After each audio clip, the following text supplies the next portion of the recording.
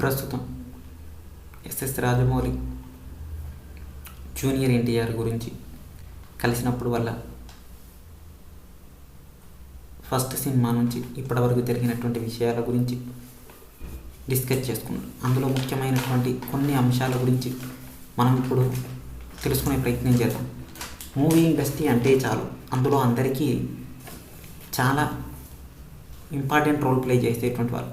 ముఖ్యంగా ఎస్ఎస్ రాజమౌళి అంటే ఖచ్చితంగా సినిమాలో ఓ వైవిధ్యం, అంతేకాకుండా కొత్తదనం కనిపిస్తుంది అన్నది అందరికీ తెలిసినటువంటి మాట. అయితే సినిమా ఇండస్ట్రీలో అడుగుపెట్టింది junior NTR first cinema.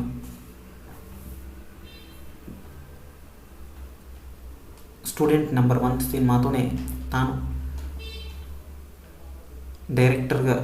Cinema డైరెక్టర్గా అయ్యారు. అయితే ఫస్ట్ సినిమాని సూపర్ డూపర్ హిట్ అయ్యింది. అంతేకాకుండా ఆ సినిమాలో పాటలు రాసినటువంటి చంద్రబోస్, ఆయన కూడా ఎంతో ఫేమస్ అయ్యారు. అప్పుడు ఇళయరాజా సంగీతాన్ని ఇచ్చారు. అదేవిధంగా కీరవాణి, వీళ్ళందరితో కూడా మంచి సంగీతాన్ని ఏర్పాటు చేసి ఆ సినిమా హిట్ అయ్యేటట్టుగా చేశారు.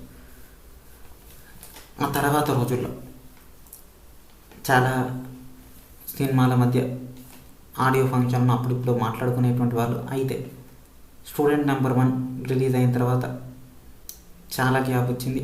మళ్ళీ RRR సినిమాతో వీళ్ళ కాంబినేషన్ మళ్ళీ కలిసింది.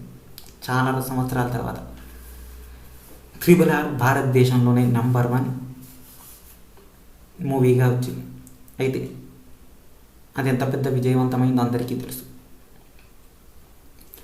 RRR మూవీ ఎస్ఎస్ రాజమౌళి కాంబినేషన్లో వచ్చినటువంటి సినిమా పాన్ ఇండియా లెవెల్లో రిలీజ్ అయింది. అంతేకాకుండా హైయెస్ట్ గ్రాస్ ఇన్ ఇండియా 2000 కోట్ల కలెక్షన్ని తీసుకొచ్చింది. అయితే ఈ మూవీ బడ్జెట్ కేవలం 500 కోట్లు. అంటే ఈ సినిమా తీయడం ద్వారా నిర్మాతకు వచ్చినటువంటి లాభం 1500 కోట్లు. సరే, ఇది మూవీ.